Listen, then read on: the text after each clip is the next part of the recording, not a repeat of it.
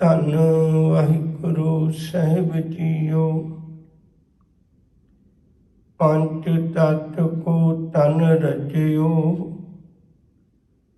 ਜਾਨੋ ਚਤੁਰ ਸੁਜਾਨ। ਜਿਹ ਤੇ ਉਪਜਿਓ ਨਾਨਕਾ, ਲੀਨ ਤਾਹਿ ਮੈਂ ਮਾਨ। ਪੰਜ ਤਤ ਕੋ ਤਨ ਰਚਿਓ, ਜਾਨੋ ਚਤੁਰ ਸੁਜਾਨ। ਜਿਹ ਤੇ ਉਪਜਿਓ ਨਾਨਕਾ, ਲੀਨ ਤਾਹਿ ਮੈਂ ਮਾਨ। ਵਾਹਿਗੁਰੂ ਜੀ ਕਾ ਖਾਲਸਾ, ਵਾਹਿਗੁਰੂ ਜੀ ਕੀ ਫਤਿਹ। ਸਮੁੱਚੀ ਕਾਇਨਾਤ ਕਰਤੇ ਪੁਰਖ ਨੇ ਪੰਜ ਤੱਤਾਂ ਤੋਂ ਬਣਾਈ ਹੈ। ਸਾਰਾ ਸੰਸਾਰ ਪੰਜ ਤੱਤਾਂ ਦੀ ਰਚਨਾ ਹੈ। ਗੁਰਬਾਣੀ ਵਿੱਚ ਐਸੇ ਬੜੇ ਬਚਨ ਵੀ ਆਉਂਦੇ ਨੇ। ਪੰਜ ਤੱਤ ਕਰ ਤੁਧ ਸਿਸ਼ਟ ਸਭ ਸਾਜੀ, ਕੁਛ ਛੇਵਾਂ ਕਰਿਓ ਜੇ ਕਿਛ ਕੀਤਾ ਹੋਵੇ। ਪੰਜ ਤੱਤਾਂ ਦੇ ਸਾਰਾ ਸੰਸਾਰ ਇਹ ਪਸਾਰਾ ਹੈ। ਜੇ ਪੰਜ ਤੱਤਾਂ ਤੋਂ ਹੀ ਸਮੁੱਚੀ ਕਾਇਨਾਤ ਬਣੀ ਹੈ ਤਾਂ ਸਾਡਾ ਜੋ ਸਵਾਲ ਮਨੁੱਖ ਦੀ ਸੋਚ ਵਿੱਚ ਪੈਦਾ ਹੁੰਦਾ ਹੈ, ਫਿਰ ਮਨੁੱਖਾ ਸਰੀਰ ਵੀ ਤੇ ਪੰਜ ਤੱਤਾਂ ਦੀ ਹੋਇਆ, ਬਾਕੀ ਕਾਇਨਾਤ ਵੀ ਪੰਜ ਤੱਤਾਂ ਦੀ ਹੈ, ਸਰੀਰ ਵੀ ਪੰਜ ਤੱਤਾਂ ਦਾ ਹੈ। ਪਰ ਜਦੋਂ ਅਸੀਂ ਗੁਰਬਾਣੀ ਨੂੰ ਪੜ੍ਹਦੇ ਹਾਂ, ਧਾਰਮਿਕ ਦੁਨੀਆ ਨੂੰ ਵੇਖਦੇ ਹਾਂ, ਤੇ ਉਹਨਾਂ ਸਾਰਿਆਂ ਵਿੱਚ ਇੱਕ ਮਤ ਨੇ। ਸਾਰਿਆਂ ਦਾ ਇਹੋ ਸਿਧਾਂਤ ਹੈ ਵੀ ਮਨੁੱਖਾ ਜਾਮਾ ਬੜਾ ਅਮੋਲਕ ਹੈ, ਸ੍ਰੇਸ਼ਟ ਹੈ, ਅਸ਼ਰਫੁਲ ਮਖਲੂਕਾਤ ਹੈ। ਬੜੇ ਐਸੇ ਬਚਨ ਹੁੰਦੇ। ਹੁਣ ਹੈਰਾਨੀ ਦੀ ਗੱਲ ਹੈ, ਜੇ ਵੀ ਪੰਜ ਤੱਤਾਂ ਦਾ, ਬਾਕੀ ਕਾਇਨਾਤ ਵੀ ਪੰਜ ਤੱਤਾਂ ਦੀ ਹੈ, ਤੇ ਸ੍ਰੇਸ਼ਟ ਕਿਵੇਂ ਹੈ? ਇਹ ਕਿਹੜਾ 6 ਤੱਤਾਂ ਦਾ? ਸਭ ਕਹਿੰਦੇ ਨਹੀਂ। ਅਸਲ ਗੱਲ ਇਹ ਹੈ ਵੀ ਇਹਦਾ ਮਕਸਦ ਬੜਾ ਕੀਮਤੀ ਹੈ। ਦੁਨੀਆ ਦੇ ਬਾਕੀ ਸਮੁੱਚੀ ਕਾਇਨਾਤ ਨਾਲੋਂ ਇਹਦਾ ਮਕਸਦ ਬਹੁਤ ਕੀਮਤੀ ਹੈ। ਮਕਸਦ ਕੀ ਹੈ? ਆਪਾਂ ਕਈ ਵਾਰੀ ਰਸਨਾ ਸੁੱਚੀ ਕਰਨੇ ਬਚਨ ਪੜ੍ਹ ਕੇ, ਭਈ ਪ੍ਰਾਪਤ ਮਾਨੁਖ ਜਿਹੁਰੀਆ, ਗੋਬਿੰਦ ਮਿਲਣ ਕੀ ਇਹ ਤੇਰੀ ਬਰੀਆ। ਹੈ ਤੇ ਪੰਜ ਤੱਤਾਂ ਦਾ, ਪਰ ਰੱਬ ਦੇ ਮਿਲਾਪ ਦੀ ਵਾਰੀ ਹੈ, ਪਰਮੇਸ਼ਰ ਦੇ ਮਿਲਾਪ ਦੀ ਵਾਰੀ ਹੈ। ਇਸ ਲਈ ਗੁਰਬਾਣੀ ਦੀ ਇੱਕ ਬਚਨ ਹੋਰ ਚੇਤੇ ਕਰਿਓ ਜੀ। ਹਜ਼ੂਰ ਆਖਦੇ ਨੇ, ਇਹੀ ਤੇਰਾ ਅਵਸਰ, ਇਹੀ ਤੇਰੀ ਵਾਰ, ਘੱਟ ਭੀਤਰ ਤੂੰ ਦੇਖ ਵਿਚਾਰ। ਆਪਣੇ ਅੰਦਰ ਵਿਚਾਰ ਕਰਕੇ ਦੇਖ ਲੈ, ਇਹ ਤੇਰੀ ਵਾਰੀ ਹੈ, ਇਹ ਤੇਰਾ ਅਵਸਰ ਹੈ। ਮਾਲਕ ਦੇ ਮਿਲਾਪ ਦਾ ਇੱਕ ਬਹੁਤ ਵੱਡਾ ਤੈਨੂੰ ਅਵਸਰ ਮਿਲਿਆ। ਆਪਣੀ ਜ਼ਿੰਦਗੀ ਨੂੰ ਮਾਲਕ ਦੇ ਚਰਨਾਂ ਵਿੱਚ ਜੋੜ ਸਕਦਾ ਹੈ। ਸਮੁੱਚੀ ਕਾਇਨਾਤ ਹੀ ਪੰਜ ਤੱਤਾਂ ਦੀ ਹੈ। ਔਰ ਇਹ ਵੀ ਗੱਲ ਚਤੁਰ ਸੁਜਾਨ, ਇਹ ਗੱਲ ਸਮਝ ਲੈ, ਇਹ ਗੱਲ ਯਕੀਨ ਕਰਕੇ ਜਾਣੀ, ਪੰਜ ਤੱਤ ਪੰਜੇ ਤੱਤਾਂ ਵਿੱਚੋਂ ਪੈਦਾ ਹੋਏ ਤੇ ਇੱਕ ਦਿਨ ਪੰਜੇ ਤੱਤਾਂ ਵਿੱਚ ਸਮਾ ਜਾਣੇ, ਇਕੱਠੇ ਨਹੀਂ ਰਹਿਣੇ। ਜਿਹੜੀ ਗੱਲ ਵੇਖਣ ਵਾਲੀ ਸੀ ਨਾ, ਇਸ ਲਈ ਤੈਨੂੰ ਮਨੁੱਖਾ ਜਾਮਾ ਸ੍ਰੇਸ਼ਟ ਬਣਨਾ ਸੀ। ਜੇ ਕਿਤੇ ਜ਼ਿੰਦਗੀ ਦੇ ਮਕਸਦ ਨੂੰ ਸਮਝ ਲੈਂਦਾ, ਇਸ ਗੱਲ ਨੂੰ ਸਮਝ ਲੈਂਦਾ। ਸਮਝਣਾ ਕੀ ਸੀ? ਗੁਰੂ ਅਮਰਦਾਸ ਜੀ ਦਾ ਪਾਵਨ ਬਚਨ ਹੈ, ਇਹ ਸਰੀਰਾ ਮੇਰਿਆ इस जग में आए कै, क्या तुझ कर्म कमाया। के कर्म कमाया तुझ शरीरा, जा तू जग में आया। जिन हर तेरा रचन रचिया। दरख्त नूं नहीं पता मेरा रचन किने रचिया है। दरख्त नूं नहीं पता मेरा करता पुरख कौन है। पशुओं नूं नहीं पता मेरा करता कौन है। समੁੱਚੀ कायनात नूं नहीं पता मेरा करता कौन है। पर मनुख ते करते दी पहचान कर सकता है ना। ਇਹਨੇ ਇਹ ਆਪਣੇ ਜੀਵਨ ਵਿੱਚ ਪੈਦਾ ਕਰਨਾ ਸੀ। ਜਿਨ ਹਰ ਤੇਰਾ ਰਚਨ ਰਚਿਆ, ਸੋ ਹਰ ਮਨ ਨਾ ਵਸਾਇਆ। ਜਿਹਨੇ ਪੰਜ ਤੱਤ ਇਕੱਠੇ ਕਰ ਦਿੱਤੇ। ਪੰਜੇ ਤੱਤ ਇੱਕ ਦੂਜੇ ਦੇ ਵਿਰੋਧੀ ਨੇ। ਉਹ ਤੇਰੇ ਜਾਣ ਤੋਂ ਬਾਅਦ ਵੀ ਜਿੰਨਾ ਚਿਰ ਰੱਬ ਦੀ ਅੰਸ਼ ਵਿੱਚ ਵਸਦੀ ਹੈ, ਉਹਨਾਂ ਚਿਰ ਇਹ ਸਾਰੇ ਇਕੱਠੇ ਨੇ। ਜਦੋਂ ਉਹ ਚਲਾ ਗਿਆ ਤੇ ਇਹ ਕਾਇਆ ਉਸੇ ਪੰਜ ਤੱਤਾਂ ਦੇ ਵਿੱਚ ਜਾ ਕੇ ਅਭੇਦ ਹੋ ਜਾਏਗੀ। ਇਹ ਪੰਜ ਤੱਤ ਮੁੜ ਕੇ ਤੂੰ ਇਕੱਠੇ ਨਹੀਂ ਰੱਖ ਸਕਦਾ। 21ਵੀਂ ਸਦੀ 'ਚ ਜਿਉਣਾ ਹੈ ਤੇ ਪੰਜ ਤੱਤਾਂ ਨੂੰ ਮੁੜ ਕੇ ਤੂੰ ਇਕੱਠੇ ਨਹੀਂ ਰੱਖ ਸਕੇਗਾ। ਇਹਨਾਂ ਪੰਜਾਂ ਨੇ ਆਪੋ ਆਪਣੇ ਵਿੱਚ ਸਮਾ ਜਾਣਾ ਹੈ। ਜਿਹ ਤੇ ਉਪਜਿਓ ਨਾਨਕਾ ਲੀਨ ਤਾਹੀਂ ਮਹਿਮਾਨ, ਜਿੱਥੋਂ ਪੈਦਾ ਹੋਏ ਸਨ ਉੱਥੇ ਜਾ ਕੇ ਸਮਾ ਜਾਣੇ ਨੇ ਪੰਜ ਤੱਤ। ਪਰ ਤੂੰ ਸਿਆਣਾ ਦਾਨਾ ਬਣ, ਤੇਰੇ ਕੋਲ ਇੱਕ ਵੱਖਰੀ ਦਾਤ ਮਾਲਕ ਨੇ ਪਾਈ ਸੀ, ਹੈ ਤੇ ਇਹ ਵੀ ਪੰਜ ਤੱਤਾਂ ਦੀ। ਭਲਿਆ ਇਹਦੇ ਅੰਦਰ ਤੂੰ ਕੁਝ ਵੇਖਣਾ ਸੀ। ਇਸ ਕਾਇਆ ਅੰਦਰ ਵਸਤ ਅਸੰਖਾ, ਇਸ ਕਾਇਆ ਦੇ ਅੰਦਰ ਤੇ ਬਹੁਤ ਕੁਝ ਪਾਇਆ ਸੀ ਮਾਲਕ ਨੇ ਮੇਰੇ ਨੇ। ਗੁਰਮੁਖ ਸਾਥ ਮਿਲੇ ਤਾਂ ਵੇਖਾਂ, ਜੇ ਕਿਤੇ ਗੁਰੂ ਦੀ ਸ਼ਰਨ ਵਿੱਚ ਆਉਂਦਾ, ਗੁਰੂ ਤੈਨੂੰ ਦੱਸਦਾ ਹੈ ਇਹ ਵੀ ਪੰਜ ਤੱਤਾਂ ਦੀ। ਭਲਿਆ ਗੁਰੂ ਤੈਨੂੰ ਇੱਕ ਗੱਲ ਕਹਿੰਦਾ, ਇਹ ਸਰੀਰ ਸਭ ਧਰਮ ਹੈ। ਜਿਸ ਅੰਦਰ ਸੱਚੇ ਕੀ ਵਿੱਚ ਜੋਤ, ਗੋਹਜ ਰਤਨ ਲੂਕ ਰਹੇ, ਕੋਈ ਗੁਰਮੁਖ ਸੇਵਕ ਕੱਢੇ ਖੋਟ। ਇਹਦੇ ਵਿੱਚ ਬੇਅੰਤ ਐਸੀਆਂ ਦਾਤਾਂ ਛੁਪੀਆਂ ਪਈਆਂ ਨੇ। ਭਲਿਆ ਜੇ ਕਿਤੇ ਤੂੰ ਆਪਣੇ ਅੰਦਰ ਨੂੰ ਵੇਖ ਲੈਂਦਾ, ਤੂੰ ਦੁਹਾਈ ਪਾਉਣੀ ਸੀ, ਜੋ ਬ੍ਰਹਮੰਡੈ ਸੋਈ ਪਿੰਡੈ, ਜੋ ਖੋਜੈ ਸੋ ਪਾਵੈ, ਪੀਪਾ ਪਰਮੈ ਪਰਮ ਤਤ ਹੈ, ਸਤਿਗੁਰ ਹੋਏ ਲਖਾਵੈ। ਕੇਵਲ ਇਸੇ ਲਈ ਗੁਰੂ ਮਿਲਿਆ ਜੇ ਇਹ ਵੀ ਪੰਜ ਤੱਤਾਂ ਦੀ, ਕਾਇਨਾਤ ਵੀ ਪੰਜ ਤੱਤਾਂ ਦੀ ਹੈ ਤੇ ਬਾਕੀ ਕਾਇਨਾਤ ਨੂੰ ਗੁਰੂ ਨਹੀਂ ਮਿਲਿਆ। ਗੁਰੂ ਤੈਨੂੰ ਇਸ ਲਈ ਮਿਲਿਆ ਸੀ ਤੂੰ ਪੰਜ ਤੱਤਾਂ ਤੋਂ ਵੀ ਅੱਗੇ ਦੇਖ ਸਕੇ, ਤੂੰ ਪੰਜ ਤੱਤਾਂ ਦੇ ਕਰਤੇ ਨੂੰ ਪਛਾਣ ਲਵੇਂ, ਤੂੰ ਪੰਜ ਤੱਤਾਂ ਨੂੰ ਬਣਾਉਣ ਵਾਲੇ ਨੂੰ ਪਛਾਣ ਲਵੇਂ, ਤੂੰ ਮਾਲਕ ਨੂੰ ਪਛਾਣ ਲਵੇਂ। ਪਰ ਅਸੀਂ ਇਹ ਗੱਲ ਵੇਖ ਹੀ ਨਹੀਂ ਸਕੇ। ਸਤਿਗੁਰੂ ਦਾ ਪਾਵਨ ਬਚਨ ਨੇ ਇਸ ਕਾਇਆ ਅੰਦਰ ਬਹੁਤ ਪਸਾਰਾ, ਇਸ ਕਾਇਆ ਦੇ ਅੰਦਰ ਤਾਂ ਬਹੁਤ ਕੁਝ ਮਾਲਕ ਨੇ ਪਾਇਆ ਹੋਇਆ। ਕਿਤੇ ਤੂੰ ਅੰਦਰ ਜਾ ਕੇ ਆਪਣੀ ਜ਼ਿੰਦਗੀ ਦੇ ਮਕਸਦ ਨੂੰ ਸਮਝ ਕੇ ਇਸ ਨੂੰ ਆਪਣੇ ਜੀਵਨ ਦਾ ਹੱਲ ਲੱਭ ਲੈਂਦਾ। ਨਾਮ ਨਿਰੰਜਨ ਅਤ ਅਗੰਮ ਅਪਾਰਾ, ਇਸ ਕਾਇਆ ਦੇ ਅੰਦਰ ਨਾਮ ਨਿਰੰਜਨ ਹੈ। ਇਹਦੇ ਨਾਲ ਤੂੰ ਮਾਲਕ ਨਾਲ ਮਿਲ ਸਕਦਾ, ਪਰਮੇਸ਼ਰ ਨਾਲ ਮਿਲ ਸਕਦਾ, ਵਾਹਿਗੁਰੂ ਨਾਲ ਅਭੇਦ ਹੋ ਸਕਦਾ। ਜਿਉਂ ਜਲ ਮੈਂ ਜਲ ਆਏ ਖਟਾਨਾ, ਕਿਉਂ ਜੋਤੀ ਸੰਗ ਜੋਤ ਸਮਾਨਾ, ਮਿਟ ਗਏ ਗਗਨ ਪਾਏ ਵਿਸ਼ਰਾਮ, ਨਾਨਕ ਪ੍ਰਭ ਕੇ ਸਦ ਕੁਰਬਾਨ। ਬਦਕਿਸਮਤੀ ਹੈ ਸਾਡੀ, ਸਰੀਰ ਤਾਂ ਕੁੱਖ ਤੋਂ ਜਨਮ ਲੈ ਕੇ ਕਬਰ ਤੱਕ ਪਹੁੰਚ ਜਾਂਦਾ ਹੈ, ਪਰ ਇਹ ਰੱਬ ਤੋਂ ਤੁਰਿਆ ਮੁੜ ਰੱਬ ਤੱਕ ਨਹੀਂ ਪਹੁੰਚ ਪਾਉਂਦਾ, ਮਾਲਕ ਵਿੱਚ ਨਹੀਂ ਅਭੇਦ ਹੋ ਪਾਉਂਦਾ। ਇਸ ਕਾਇਆ ਦਾ ਮਕਸਦ ਹੀ ਇੰਨਾ ਸੀ, ਕਿਤੇ ਇਹ ਮਾਲਕ ਦੇ ਚਰਨਾਂ ਵਿੱਚ ਜੁੜ ਜਾਂਦੀ। ਇਸ ਦੇਹੀ ਨੂੰ ਪਾ ਕੇ ਤੂੰ ਪਰਮੇਸ਼ਰ ਦਾ ਰੂਪ ਹੋ ਸਕਦਾ ਸੀ, ਨਿਰੰਕਾਰ ਦਾ ਰੂਪ ਹੋ ਸਕਦਾ ਸੀ। ਜਿਵੇਂ ਤੱਤਾਂ ਵਿੱਚ ਤਾਂ ਖਿੱਚ ਹੈ ਆਪਣੇ ਅਸਲੇ ਨੂੰ ਮਿਲਣ ਦੀ, ਪਰ ਬੰਦਿਆ ਤੇਰੇ ਅੰਦਰ ਉਹ ਖਿੱਚ ਕਿਉਂ ਨਾ ਪੈਦਾ ਹੋਈ ਆਪਣੇ ਪਿਆਰੇ ਨੂੰ ਮਿਲਣ ਦੀ, ਨਿਰੰਕਾਰ ਨੂੰ ਮਿਲਣ ਦੀ। ਗੁਰੂ ਸਾਹਿਬ ਨੇ ਬੜੀ ਪਿਆਰੀ ਦਾਤ ਬਖਸ਼ਿਸ਼ ਕੀਤੀ ਹੈ। ਹਜ਼ੂਰ ਆਖਦੇ ਨੇ, ਕਹਿੰਦੇ ਇਹ ਸਰੀਰ ਤਾਂ ਪੰਜ ਤੱਤਾਂ ਦਾ ਹੀ ਬਣਿਆ। ਭਲਿਆ ਪਰ ਇਹਦਾ ਮਕਸਦ ਬਹੁਤ ਕਮਾਲ ਦਾ ਸੀ। ਤੂੰ ਮਾਲਕ ਦੇ ਚਰਨਾਂ ਵਿੱਚ ਜੁੜ ਜਾਂਦਾ, ਸਾਈਂ ਦੇ ਚਰਨਾਂ ਵਿੱਚ ਜੁੜ ਜਾਂਦਾ। ਇਸ ਕੇਵਲ ਤੇ ਕੇਵਲ ਮਨੁੱਖਾ ਜਾਮਾ ਹੈ ਜਿਹਦੇ ਨਾਲ ਇਹ ਰੱਬ ਦਾ ਰੂਪ ਹੋ ਸਕਦਾ। ਗੁਰੂ ਕੋਲ ਆ ਕੇ ਕਿਤੇ ਇਸ ਕਾਇਆ ਦੇ ਵਿੱਚ ਵਸਦੇ ਉਸ ਕਰਤੇ ਪੁਰਖ ਨਾਲ ਸਾਂਝ ਪਾ ਲੈਂਦਾ, ਪਰਮੇਸ਼ਰ ਨਾਲ ਸਾਂਝ ਪਾ ਲੈਂਦਾ। ਸਮੁੱਚੀ ਕਾਇਨਾਤ ਨੂੰ ਨਹੀਂ ਪਤਾ ਕਰਤਾ ਕੌਣ ਹੈ, ਤੈਨੂੰ ਤੇ ਪਤਾ ਹੋਣਾ ਚਾਹੀਦਾ ਸੀ ਕਰਤਾ ਕੌਣ ਹੈ। ਜ਼ੁਬਾਨੋਂ ਗਾਉਂਦਾ ਵੀ ਹੈ ਪਰ ਸੱਚ ਸਮਝਦਾ ਨਹੀਂ ਹੈ।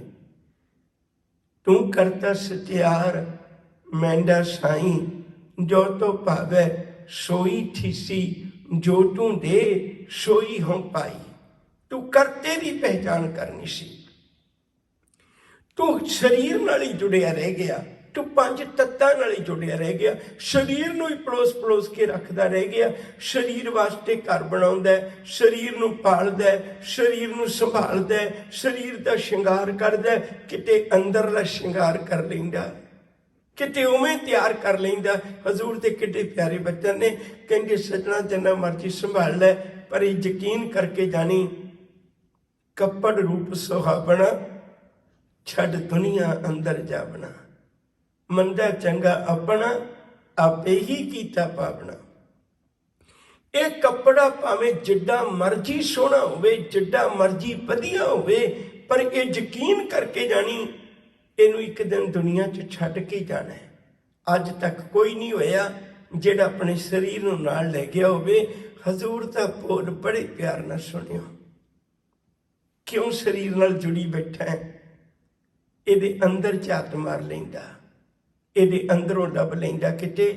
ਹਜ਼ੂਰ ਦਾ ਬਚਨ ਕਹਿਣ ਲੱਗਾ ਸਾਂ, ਮਾਲਕ ਆਖਦੇ ਨੇ, ਕਹਿੰਦੇ ਭਲਿਆ ਤੂੰ ਕਾਇਆ ਮੈਂ ਰੁੜਦੀ ਦੇਖੀ, ਜਿਉਂ ਧਰ ਉੱਪਰ ਸ਼ਾਰੋ, ਇਹਦੀ ਕੱਖ ਕੌਡੀ ਕੀਮਤ ਨਹੀਂ ਪੈਣੀ। ਜਿਸ ਦਿਨ ਉਹ ਮਾਲਕ ਚਲਾ ਗਿਆ, ਜਿਸ ਦਿਨ ਉਹਨੇ ਵਿੱਚ ਆਪਣਾ ਆਪ ਰੱਖਿਆ ਸੀ, ਉਸੇ ਦਿਨ ਇਹਦੀ ਕੀਮਤ ਪਈ ਸੀ। ਹਜ਼ੂਰ ਦਾ ਬਚਨ ਵੀ ਚੇਤੇ ਕਰ ਲਈਏ। ਮਾਲਕ ਜੀ ਆਖਦੇ ਨੇ, ਕਹਿੰਦੇ ਜਿੱਚਰ ਵਸਿਆ ਕੰਤ ਘਰ, ਜਿਉ ਜਿਉ ਸਭ ਕਹਾਤ, ਜਬ ਉੱਠੀ ਚਲਸੀ ਕੰਤੜਾ, ਤਾਂ ਕੋਈ ਨਾ ਪੁੱਛੇ ਤੇਰੀ ਬਾਤ।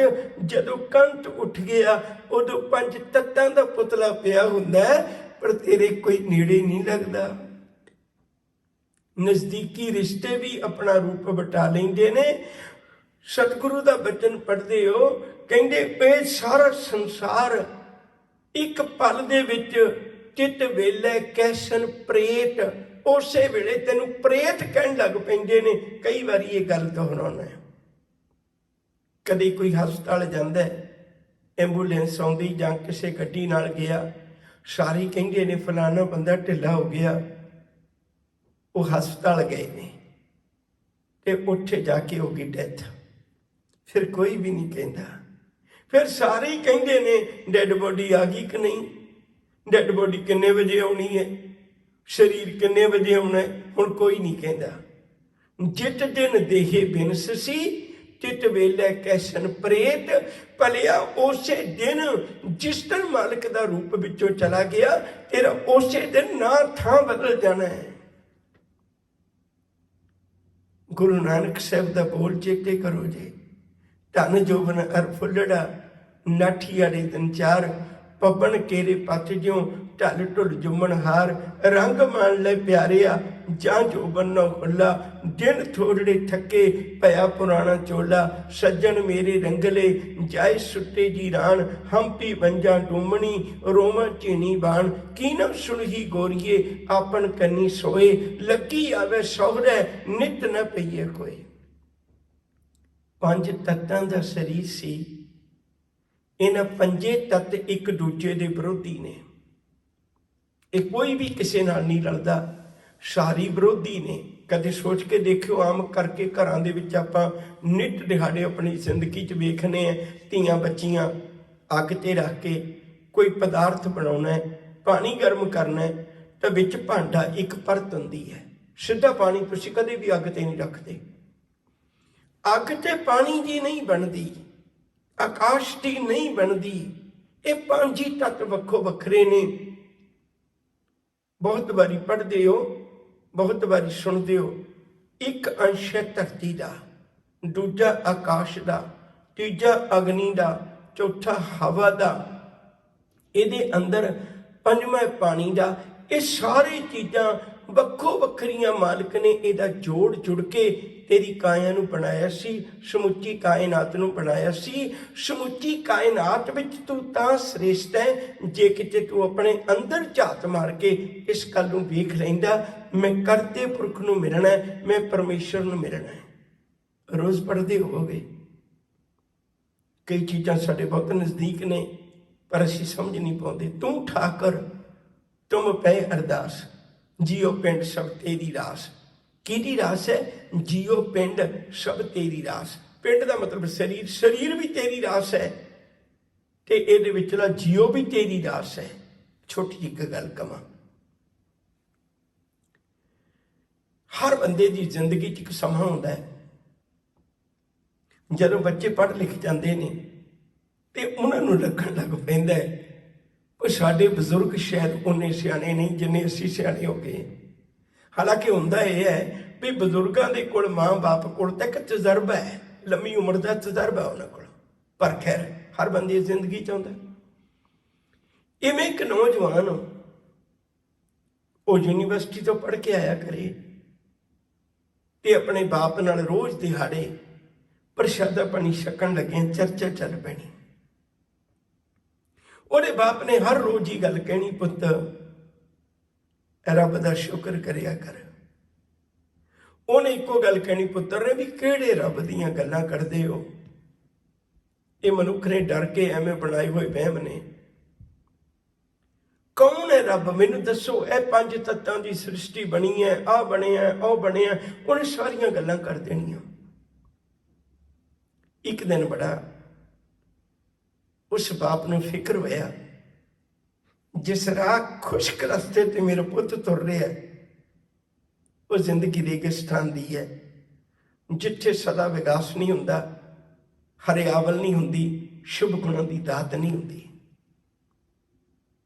ਨਾਸਤਿਕਤਾ ਮਨੁੱਖ ਦੇ ਅੰਦਰ ਸੁੱਕਾਪਣ ਪੈਦਾ ਕਰ ਦਿੰਦੀ ਹੈ। ਉਹਨੇ ਸੋਚ ਕੇ ਸਕੀਮ ਬਣਾ ਕੇ ਇੱਕ ਦਿਨ ਇੱਕ ਬਹੁਤ ਵਧੀਆ ਸੀਨਰੀ ਡਰਾਇੰਗ ਰੂਮ 'ਚ ਲਿਆ ਕੇ ਲਾ ਦਿੱਤੀ। ਪੁੱਤਰ ਵੀ ਸ਼ਾਮ ਨੂੰ ਘਰੇ ਆਇਆ ਹੈ। ਸ਼ਾਮ ਨੂੰ ਘਰੇ ਆ ਕੇ ਕਹਿਣ ਲੱਗਿਆ, ਵਾਹ, ਜਿਹੜੀ ਨਵੀਂ ਚੀਜ਼ ਹੋਵੇ ਉਹਦੇ ਵੱਲ ਧਿਆਨ ਜਾਂਦਾ ਹੈ, ਵਾਹ ਸੀਨਰੀ ਬਹੁਤ ਕਮਾਲ ਦੀ ਹੈ। ਕਹਿਣ ਲੱਗੇ, ਪਿਤਾ ਜੀ ਕਿੱਥੋਂ ਲਿਆਏ ਹੋ? ਉਹ ਕਹਿੰਦੇ, ਪੁੱਤ ਮੈਂ ਤਾਂ ਨਹੀਂ ਲਿਆਇਆ, ਮੈਂ ਨਹੀਂ ਲਿਆਇਆ, ਮੈਨੂੰ ਨਹੀਂ ਪਤਾ ਕੌਣ।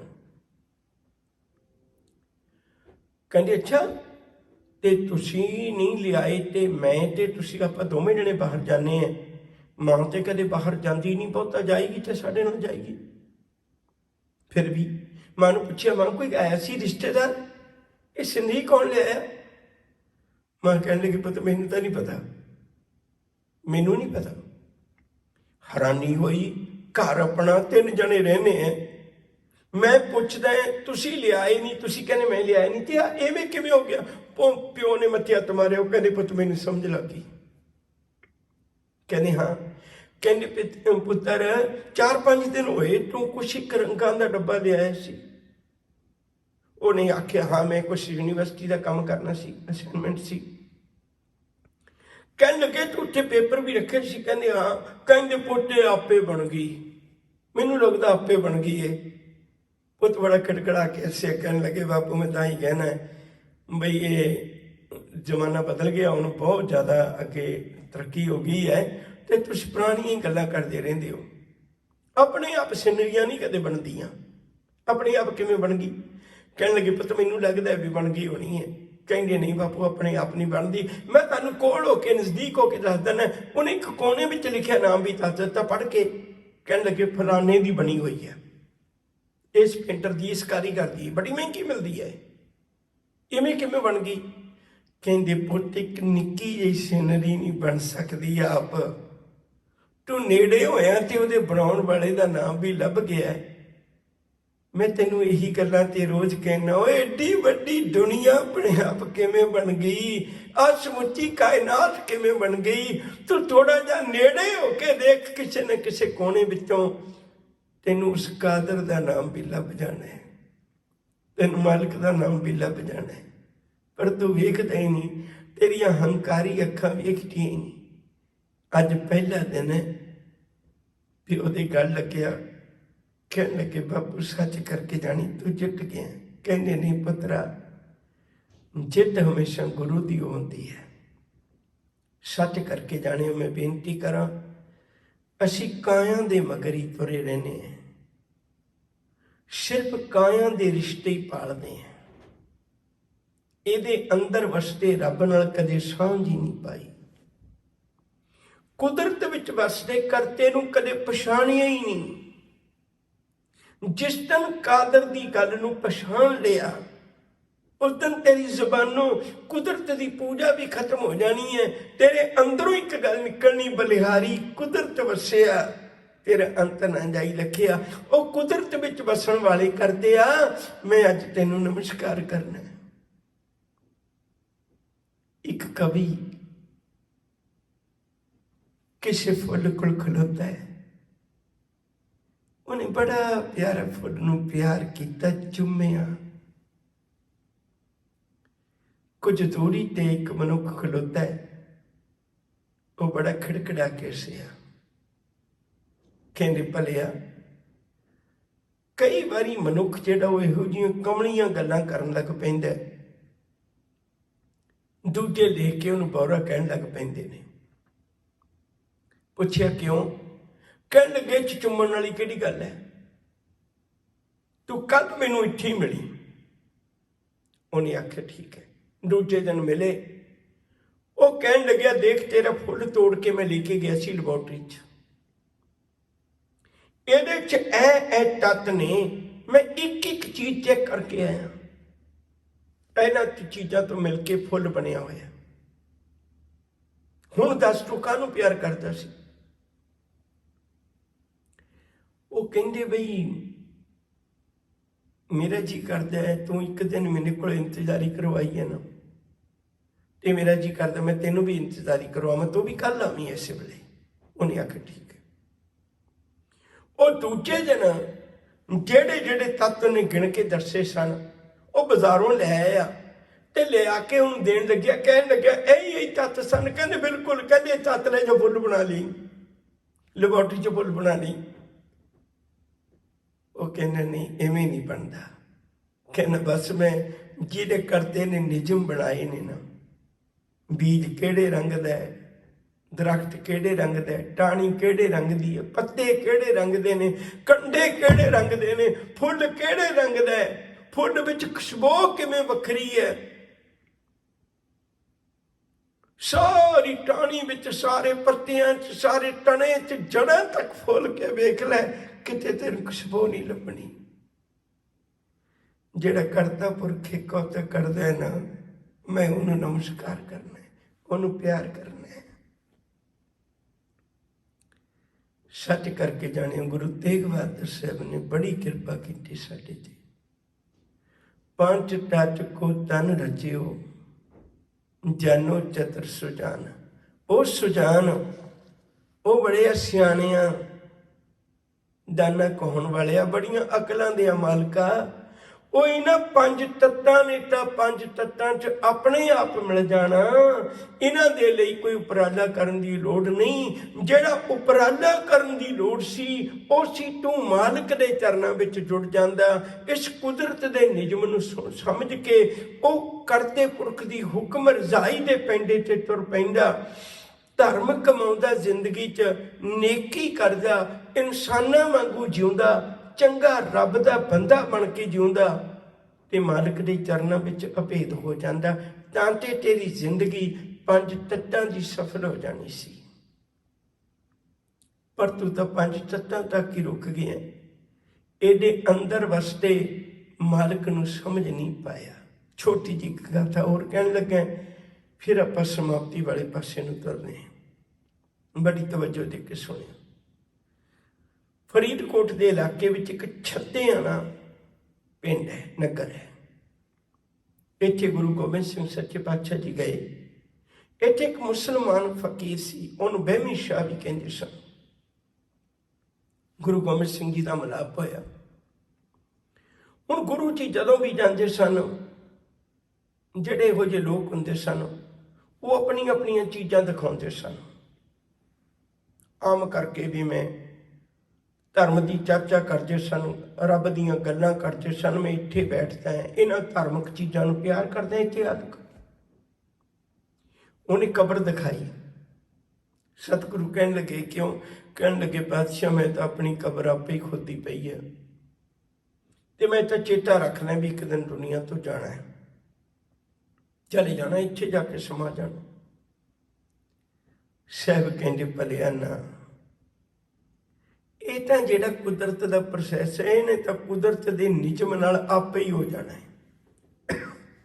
ਇਹਨੂੰ ਕੁਝ ਕਰਨ ਦੀ ਲੋੜ ਨਹੀਂ। ਜੇ ਕੋਈ ਨਹੀਂ ਵੀ ਸੰਸਕਾਰ ਕਰੇਗਾ, ਨਹੀਂ ਵੀ ਕਾਇਆ ਨੂੰ ਸੰਭਾਲੇਗਾ, ਇਹ ਤਾਂ ਤਦ ਵੀ ਖਤਮ ਹੋ ਜਾਣੀ ਹੈ, ਇਹ ਆਪੇ ਗਲ ਜਾਣੀ ਹੈ। ਇਹਦਾ ਕੋਈ ਮਤਲਬ ਨਹੀਂ। ਇਹ ਤਾਂ ਚਲੋ ਬਣਿਆ ਹੁੰਦਾ ਪਰਿਵਾਰ, ਪਿਆਰ ਤੇ ਉਹ ਇਹਨੂੰ ਸੰਭਾਲ ਲੈਂਦੇ ਨੇ, ਗੱਲ ਵੱਖਰੀ। पर पंज तत्तां विच पंज तत्त आपे मिल जाने ने। ਜਿਹੜੀ ਜ਼ਿੰਦਗੀ ਮਿਲੀ ਔਰ ਰੱਬ ਦੇ ਮਿਲਾਪ ਲਈ ਮਿਲੀ ਹੈ, ਇਹਨਾਂ ਪੰਜ ਤੱਤਾਂ ਨੂੰ ਪੰਜ ਤੱਤਾਂ ਵਿੱਚ ਮਿਲਾਉਣ ਵਾਸਤੇ ਨਹੀਂ ਮਿਲੀ। ਗੁਰੂ ਭੇਜਿਆ, ਕਿਤਨੇ ਪੀਰ ਪੈਗੰਬਰ ਧਰਤੀ ਦੇ ਤਖਤੇ ਤੇ ਆਏ, ਕਿੰਨੇ ਧਾਰਮਿਕ ਗ੍ਰੰਥ ਭਰੇ ਪਏ ਨੇ ਅੰਮ੍ਰਿਤ ਬੋਲਾਂ ਨਾਲ, ਔਰ ਰੱਬ ਦੇ ਘਰ ਨੂੰ ਜਾਣ ਵਾਲਾ ਰਸਤਾ ਦਿਖਾ ਰਹੇ ਨੇ। ਬੰਦਿਆ, ਤੂੰ ਪਰਮੇਸ਼ਰ ਦੇ ਘਰ ਪਹੁੰਚਣਾ ਸੀ।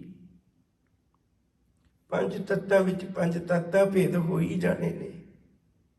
ਇਹਨਾਂ ਦੀ ਕੁਛ ਨਾ ਵੀ ਕਰੇਗਾ, ਇਹ ਆਸਤਕ ਦੇ ਵੀ ਹੋਣੇ ਨੇ, ਨਾਸਤਕ ਦੇ ਵੀ ਹੋਣੇ ਨੇ।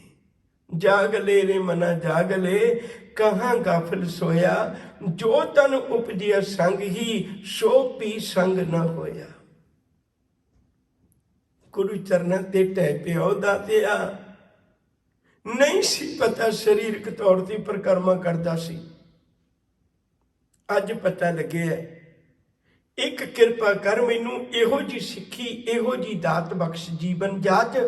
ਗੁਰੂ ਜੀ ਨੇ ਕਿਰਪਾ ਕੀਤੀ, ਉਹਨੂੰ ਖੰਡੇ ਬਾਟੇ ਦੀ ਪੌਲ ਦਿੱਤੀ, ਬਹਿਮੀ ਸ਼ਾਹ ਤੋਂ ਬਦਲ ਕੇ ਨਾਂ ਅਜਮੇਰ ਸਿੰਘ ਰੱਖਿਆ ਤੇ ਗੁਰੂ ਚਰਨਾਂ ਵਿੱਚ ਜੁੜਿਆ, ਚੜ੍ਹਦੀ ਕਲਾ ਦਾ ਗੁਰੂ ਕਾ ਸਿੱਖ ਬਣਿਆ। ਤਾਂ ਮੇਰੀ ਬੇਨਤੀ ਸਿਰਫ ਇਤਨੀ ਹੈ, ਸਾਹਿਬ ਆਖਦੇ ਨੇ, ਕਹਿੰਦੇ ਪੰਜ ਤੱਤ ਨੇ ਕਰਤੇ ਪੁਰਖ ਨੇ ਜੋੜ ਜੋੜ ਦਿੱਤੇ, ਜਿਹਨੇ ਜੋੜੇ ਨੇ ਨਾ ਉਹਨੂੰ ਚੇਤਾ ਕਰ, ਉਸ ਮਾਲਕ ਦੇ ਚਰਨਾਂ ਵਿੱਚ ਜੁੜ, ਨਿਰੰਕਾਰ ਨੂੰ ਪੂਜ। ਇਸ ਦੇਹੀ ਦੀ ਗੱਲ ਤੇ ਇੱਥੇ ਤੱਕ ਹੀ ਨਾ ਖਲੋ, ਇਹਦੇ ਮਕਸਦ ਨੂੰ ਸਮਝ। ਦੇਹੀ ਦਾ ਮਕਸਦ ਹੈ, ਕੋਈ ਹੈ ਇਹ ਵੀ ਪੰਜ ਤੱਤਾਂ ਦੀ ਬਾਕੀ ਕਾਇਨਾਤ ਵਾਂਗੂ, ਇਹਨਾਂ ਨੇ ਆਪੇ ਲੀਨ ਹੋ ਜਾਣਾ। ਜੇ ਕੁਝ ਕਰਨਾ ਪੈਣਾ ਹੈ ਤਾਂ ਤੈਨੂੰ ਰੱਬ ਵਿੱਚ ਲੀਨ ਹੋਣ ਵਾਸਤੇ ਕੁਝ ਕਰਨਾ ਪੈਣਾ ਹੈ। ਉਹਦੇ ਲਈ ਧਾਰਮਿਕ ਦੁਨੀਆ ਬਣੀ ਹੈ, ਉਹਦੇ ਲਈ ਧਾਰਮਿਕ ਗ੍ਰੰਥ ਬਣੇ ਨੇ।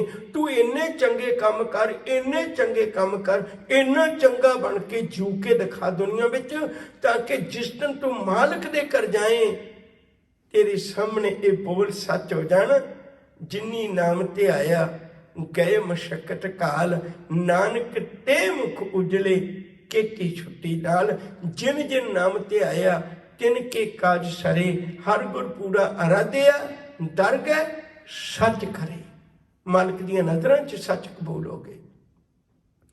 ਤੋ ਆਓ ਪਿਆਰ ਵਾਲਿਓ, ਆਪਾਂ ਵੀ ਦੇਹੀ ਤੋਂ ਉੱਚੇ ਉੱਠ ਕੇ ਇਸ ਦੇਹੀ ਦੇ ਅੰਦਰ ਵਸਦੇ ਰੱਬ ਨੂੰ, ਮੈਂ ਇੱਕ ਵਾਰੀ ਸ਼ਬਦ ਫਿਰ ਦੁਹਰਾ ਦਿਆਂ, ਇਹ ਸਰੀਰ ਸਭ ਧਰਮ ਹੈ, ਜਿਸ ਅੰਦਰ ਸੱਚੇ ਕੀ ਵਿੱਚ ਜੋਤ, ਗੋਹਜ ਰਤਨ ਲੂਕ ਰਹੇ, ਕੋਈ ਗੁਰਮੁਖ ਸੇਵਕ ਕੱਢੇ ਖੋਟ। ਗੁਰੂ ਦੀ ਸ਼ਰਨ ਵਿੱਚ ਪੈ ਕੇ ਕੋਈ ਵਿਰਲਾ ਜਿਹਨੇ ਕੰਚਨ ਕਾਇਆ ਕੋਟ ਗੜ ਵਿੱਚ ਹਰ ਹਰ ਸਿੱਧਾ, ਜਿਹਨੇ ਕੰਚਨ ਕਾਇਆ ਕੋਟ ਗੜ ਵਿੱਚੋਂ ਰੱਬ ਨੂੰ ਲੱਭ ਲਿਆ, ਪਰਮੇਸ਼ਰ ਨੂੰ ਲੱਭ ਲਿਆ, ਨਿਰੰਕਾਰ ਨੂੰ ਲੱਭ ਲਿਆ। ਉਹ ਆਪਣੇ ਅੰਦਰ ਵੇਖ ਕੇ ਕੁਰਲਾ ਉੱਠਿਆ, ਕਹਿਣ ਲੱਗਿਆ, ਸਭ ਮੈਂ ਜੋਤ, ਜੋਤ ਹੈ ਸੋਏ, ਤਿਸਦੇ ਚਾਨਣ ਸਭ ਮੈਂ ਚਾਨਣ ਹੋਏ। ਉਹ ਕਹਿ ਉੱਠਿਆ, ਅਵਲ ਅੱਲਾ ਨੂਰ ਉਪਾਇਆ, ਕੁਦਰਤ ਕੇ ਸਭ ਬੰਦੇ, ਏਕ ਨੂਰ ਤੇ ਸਭ ਜਗ ਉਪਜਿਆ, ਕੌਣ ਭਲੇ ਕੋ ਮੰਦੇ, ਖਾਕ ਤੱਕ ਹੀ ਨਾ ਰੁਕਿਆ ਰਹਿ। ਉਸ ਖਾਲਕ ਤੱਕ ਪਹੁੰਚ ਜਾ ਭਲਿਆ, ਮਾਲਕ ਤੱਕ ਪਹੁੰਚ ਜਾ ਭਲਿਆ, तेरे जीवन की यात्रा पूरी हो जाएगी। इतनी बेनतियां कबूल करना, भुला चुका की खिमा, प्यार सत्कार नाल आखो जी वाहिगुरु जी का खालसा, वाहिगुरु जी की फतेह।